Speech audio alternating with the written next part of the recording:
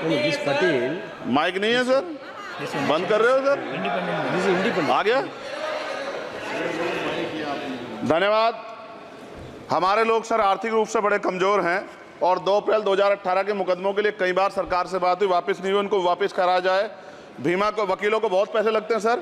भीमा कोरेगांव में 3000 लोगों पर मुकदमे हुए थे महाराष्ट्र में, वो वापस नहीं हुए। पुणे में दीक्षा भूमि जो हमारा गौरव है उसका वहाँ पार्किंग बना के उसको अपमानित किया जा रहा है, इसको बंद कराया जाए। पेट्रोल पंप के जो डीलर्स मार्जिन है वो 2017 से नहीं बढ़ा सर, इसका असर ग्राहकों पे पड़ता है, इसका असर जो है पेट्रोल पंप के नेटवर्क सुचारू रूप से चलाने पे पड़ता है। डीजल मार्जिन की बढ़ोतरी ना होने से हजारों कर्मचारी, लाखों कर्मचारी जो वहाँ काम करते हैं उनके जीवन पर असर पड़ रहा है। सहारा का में 10 करोड़ जमाकर्ता का लाखों करोड़ों रुपए जमा है। कंपनी बंद हो जाने के कारण 10 लाख से ज्यादा एजेंट बेरोजगार हो रहे हैं, नौकरी कहीं है नहीं। भुगतान ना होने के कारण जमाकर्ताओं के द्वारा एजेंट पर जबरदस्ती भुगतान कराने का दबाव बनाया जा रहा है, जिसके कारण 5000 से ज्यादा एजेंटों ने आत्महत्या कर ली है। सभापति महोदय, उत्तर प्रदेश देश का सबसे बड़ा सूबा है, उसको इस बजट में कुछ नहीं मिला और बहुत सारे मेंबर, 80 के लगभग हम मेंबर जो है उत्तर प्रदेश जीत के आए, ना के बराबर मिला। यूपी में 25 करोड़ से ज्यादा आबादी है, उत्तर प्रदेश के अंदर 5 किलो राशन सरकार दे रही है, लेकिन जीवन जीने के लिए काफी नहीं है। और भी बुनियादी सुविधाओं की जरूरत पड़ती है अगर इज्जत की जिंदगी चाहिए, उसके लिए सरकार के पास कोई उपाय नहीं है। यूपी जब एक बड़ा राज्य है, लेकिन यूपी में भाजपा सरकार की विकास गति बहुत धीमी है। हमारी सरकार से, केंद्र की सरकार से मांग है, हमें यूपी की सरकार की चिंता नहीं है, लेकिन यूपी की जनता की चिंता है।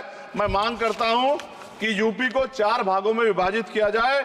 डॉक्टर बाबा साहब अम्बेडकर ने कहा था 1995 में, उनकी बुक है थॉट्स ऑफ लिंग्विस्टिक स्टेट, किताब में कहा था राज्य जितना छोटा होगा राज्य की प्रगति उतनी होगी, जनता को रोजगार मिलेगा और जनता का जीवन संपन्न होगा। मोदी, एक बात मुझे आपसे कहनी है, आपने भी ये विषय उठाया था जब आप अपनी बात रख रहे थे, शेड्यूल कास्ट के साथ जो धोखा किया गया सुप्रीम कोर्ट के जरिए, आप इस बात को इस तरह समझे। 1.5 साल पहले मैंने मांग की थी, अगर इतना हितैषी हमारे लोग होते तो जब ईडब्ल्यूएफ 10% दे सकते हैं तो 5% शेड्यूल कास्ट के उन जातियों को दिया जा सकता था, लेकिन दृढ़ संकल्प और इच्छा शक्ति नहीं है गरीबों के उत्थान की। साथ साथ ओबीसी की जातियां उनको भी दिया जा सकता था। ये जो हमारे साथ खेल किया गया है, ये खेल जो है इसमें बहुत गुस्सा है, सरकार को संज्ञान लेना चाहिए और सत्ता और विपक्ष दोनों जो है अपना स्टैंड क्लियर कर दें, क्योंकि दलित समाज, आदिवासी समाज इसको देख रहा है, वो भूलेगा नहीं। जो उनके गले काटने काम करेगा उनको भूलेगा नहीं।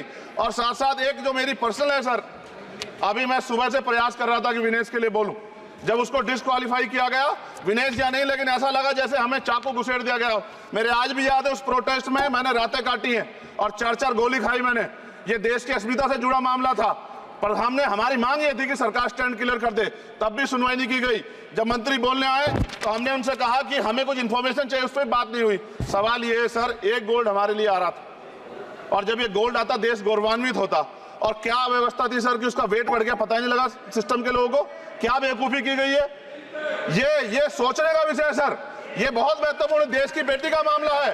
ये हरियाणा की बेटी नहीं है सर, वो एक जात की बेटी नहीं है, वो हमारी बहन है, देश की बेटी है। और आपने क्या किया हरियाणा के साथ?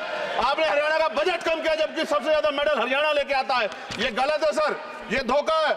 हमें इस बात की तकलीफ है कि विनेश जो है देश का नाम गौरवान्वित करती, इस देश का नाम बढ़ाती, लेकिन आज जो है अपमान का सामना करना पड़ रहा है। जब हमारे हितों की बात होगी हम जो है समझौता कर सकते हैं, लेकिन जब देश के हितों की बात होगी, बाबा साहब अम्बेडकर ने कहा था हम प्रथम और अंत्य भारतीय हैं। जब देश हितों की बात होगी, महिला हितों की बात होगी, महिला सम्मान की बात होगी, हर हम कीमत चुका देंगे। सरकार के मंत्री ने क्या कहा कि हमने इतने पैसे दिए, एहसान क्या क्या, खैरात दी क्या आपने कोई? खत्म कर रहा हूं सर, खैरात दी क्या आपने कोई? इससे ज्यादा पैसे हम आपको दे देंगे, लेकिन आपको चाहिए था कि इस मामले को संभालते और देश का सम्मान बढ़ाते। आपने लापरवाही बरती, इसका खामियाजा हमें भुगतना पड़ा। मैं आपसे आग्रह करूंगा कि जब वो बेटी देश लौटे सर, जब वो बेटी देश लौटे, रुक जाओ प्लीज, प्लीज, जब वो बेटी देश लौटे, मैं आपसे आग्रह करूंगा कि स्पीकर सर यहां बुला के उसका सम्मान करें। हम सब लोग, वो देश की बेटी है सर, देश के लिए गोल्डन गर्ल है वो, उसका सम्मान यहां किया जाए सर, हमें चाहते हैं। बहुत बहुत धन्यवाद, आपने बात रखना मौका दिया। महिला विरोधी चुप रहे। थैंक यू, कोई महिला विरोधी नहीं बोलेगा बीच में। श्री विशाल पटेल प्लीज।